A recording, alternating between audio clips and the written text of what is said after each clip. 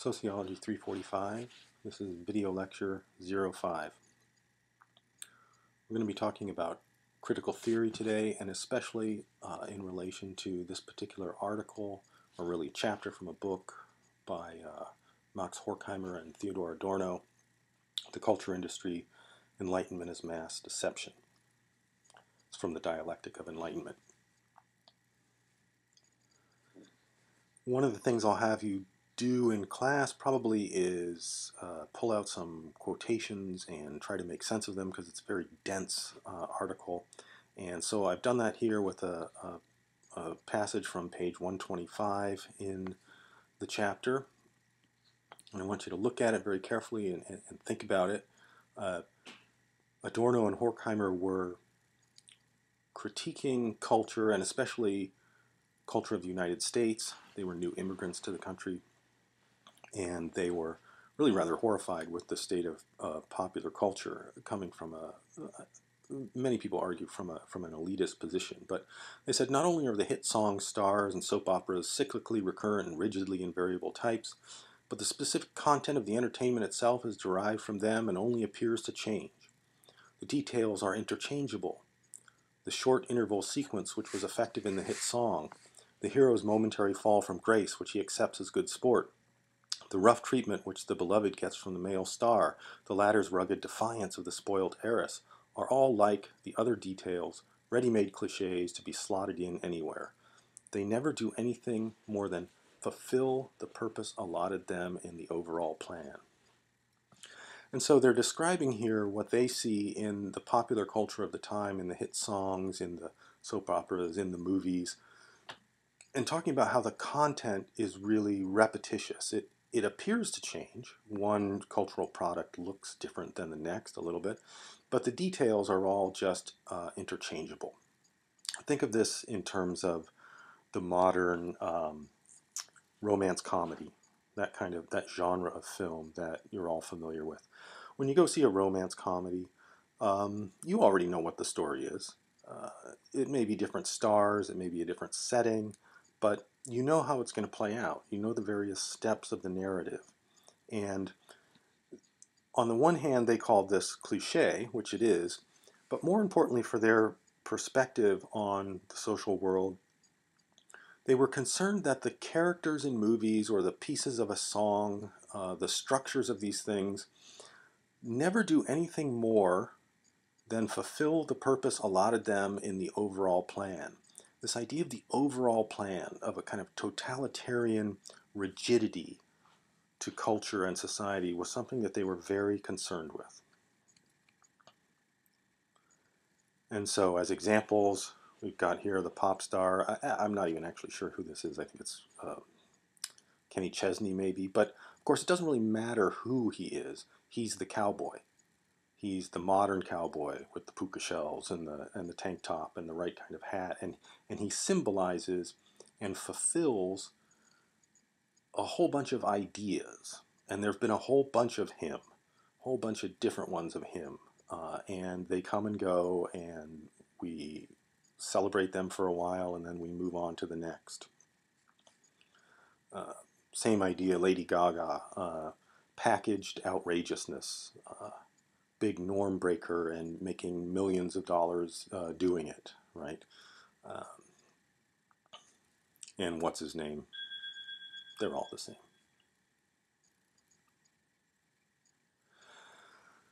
So Adorno and Horkheimer come out of this tradition of critical theory, associated with, it's a school of thought literally associated with a school, the Frankfurt School of Social Research, that was active in the 1920s and the 1930s in Germany. They were practitioners of sociology, of philosophy, of psychoanalytic theory. They were interdisciplinary that way.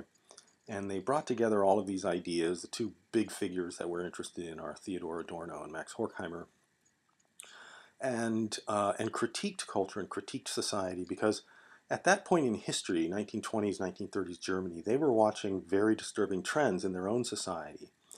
Particularly the rise of a totally administered society, what they called the oppressive nightmare of the totally administered society, represented most dramatically, of course, by the Nazis. They were watching the shift toward fascism, away from democracy, not only in Germany but around the world. And eventually, as Hitler came to power and the Nazi Party began to rule, the Frankfurt School was disbanded. All the intellectuals were persecuted. All the artists were persecuted. Adorno and Horkheimer made their way to the United States, were active here, eventually returned to Germany later. But while they were here, were really interested in understanding the way that culture can mislead people, the way that culture can be corrupted, the way that culture can do what Marx had already thought about, this idea of false consciousness, but they really wanted to examine that in a great deal of detail. So we talk about this idea of the totally administered society, and we talk about it as an oppressive nightmare. Other people recognized this at the time. 1927, famous film by Fritz Lang, Metropolis. We may be able to watch a little bit of that in class and do a class activity around it. Looking at, again, the rise of bureaucracies, the rise of dictatorships and fascism, and the oppression of workers, and the clamping down on difference and imagination and all that was new. And another famous example of this is Leni Riefenstahl's film Triumph of the Will, which documents some of the greatest of all Nazi rally at Nuremberg, and I think we'll watch a little bit of that in class as well. The photographer Eiermann, working for Life magazine in 1952, kind of played on this idea as well with this famous image that you kind of see lightly in the background here. You may have seen it before. It gets reproduced all over the place. It was made for Life magazine of people in a theater, one of the new 3D theaters with their glasses on, and it gets at this idea of uniformity and conformity and lack of difference, totalitarianism. And so these manifestations of this nightmare in the modern world are described with a number of particular terms. And the critical theorists have very specific definitions for these terms, so we'll want to know what these are. Totalitarianism is the idea that society is coactional but not interactional. Think about our social constructivist perspective on society. It's really an interactionist idea that people freely interact with one another. They come together and they freely engage with one another. And out of that emerges a collective vision, a collective set of actions that create a society that's built from the bottom up. In a totalitarian society, society is structured from the top down, and people are made to act, induced to act coactionally, side by side, engaged in the same activities, but not really interacting. So that in a totalitarian society, every individual is actually isolated. Even though they're very close together, packed in close together in cities, etc., this works best in mass societies, they're still isolated, and they only have a precise value and location in terms of the overall scheme of the dictator, the totalitarian, the top-down dictator. So again, back to that quote, thinking about how the characters in these formulaic movies and the progressions and the notes and the movements in these cliche pop songs, etc. No imagination. Every part, every character simply fulfills their role in the overall scheme. And this is a still, again, from that Leni Riefenstahl film, Triumph of the Will.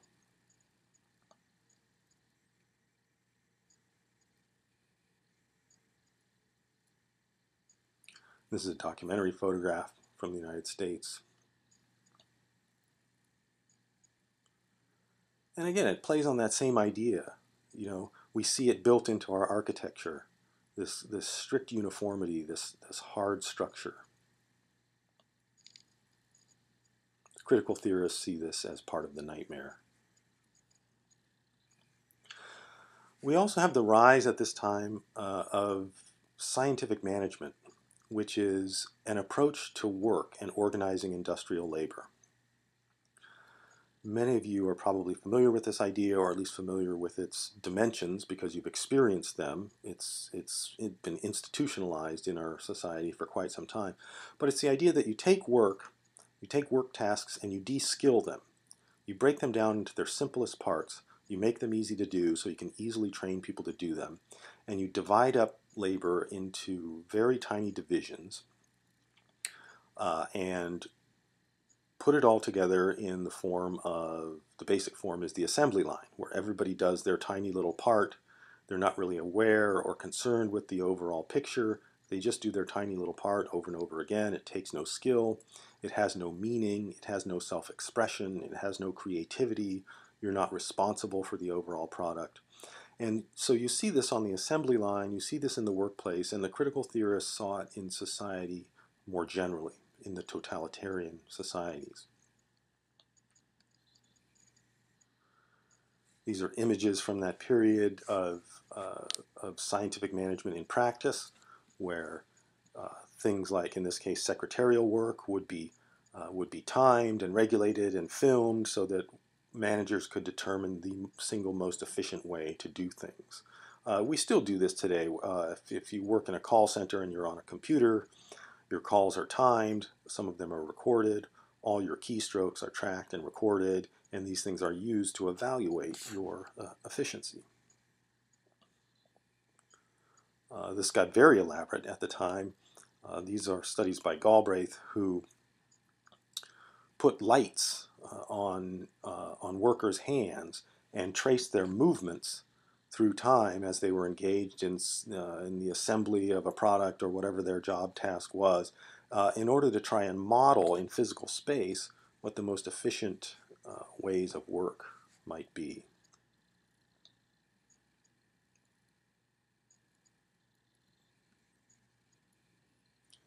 And this is a famous quote from Frederick Taylor from the Principles of Scientific Management. In the past, the man has been first. In the future, the system must be first. And of course, he saw this as a very positive thing, as creating efficiencies, making things better. This was progress. And the critical theorists and many others saw this as nightmarish, as frightening. It's the loss of individualism, the loss of freedom.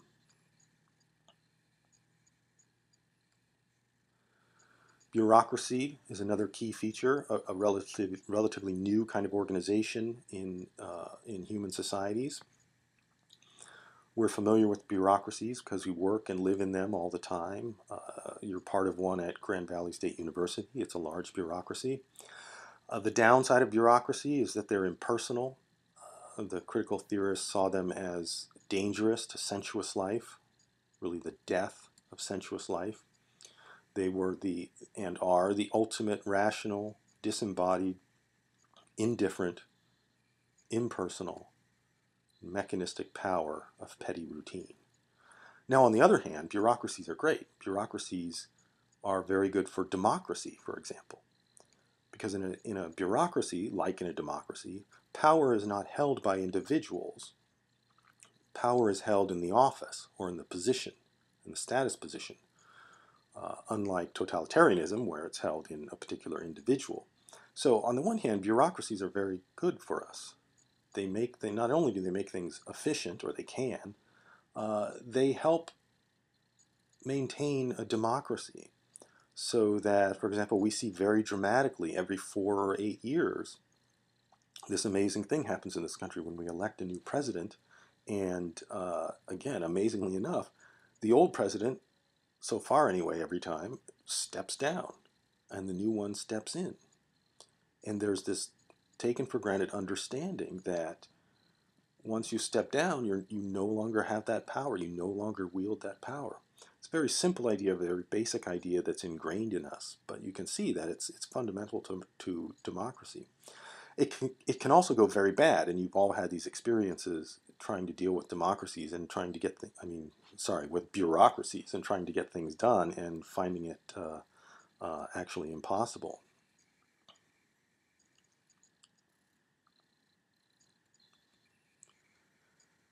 This is a still from a film based on Kafka's work. And Terry Gilliam's film Brazil.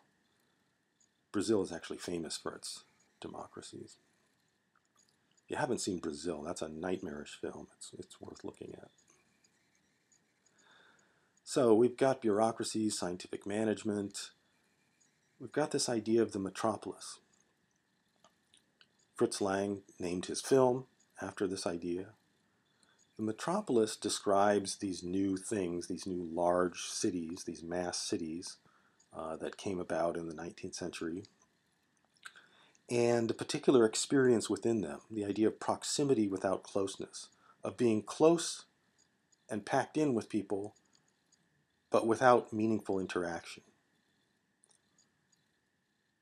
David Reisman, the American sociologist in the 1950s, coined the term the lonely crowd to describe this phenomenon, where life is governed by the clock, where life is impersonal, where life is synchronized and ordered.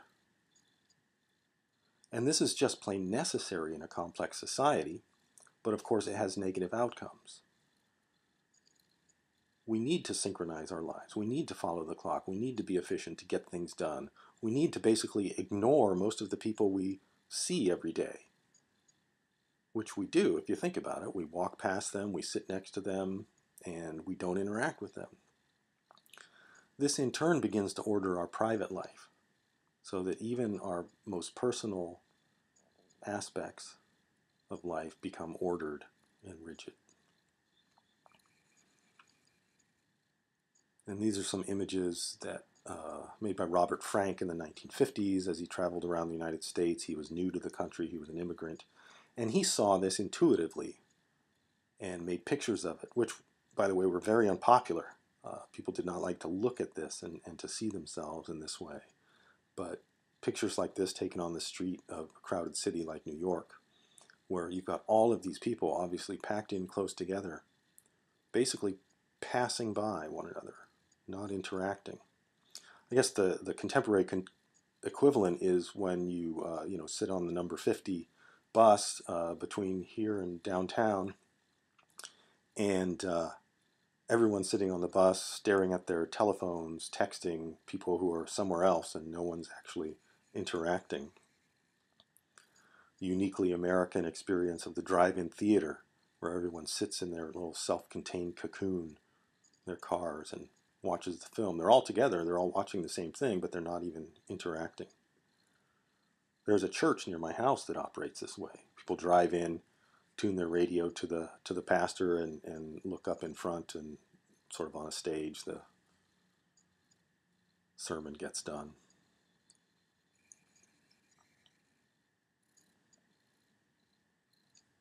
Very melancholy image. Again, he very effectively and intuitively saw this phenomenon where people were close together but separated by structures, separated and lost in their own thoughts, so they're not looking at each other. Other people appear only as shadows, out of focus, as blurs moving past.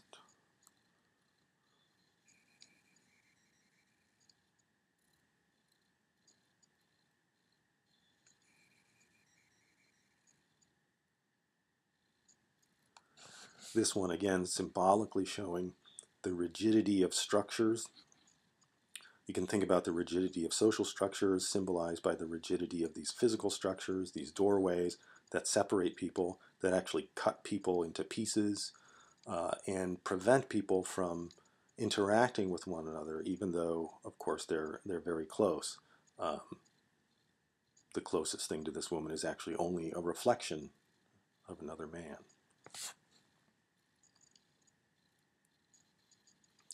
So there's some of the basic ideas in critical theory. We'll be working with those ideas in class. And that was video lecture 05.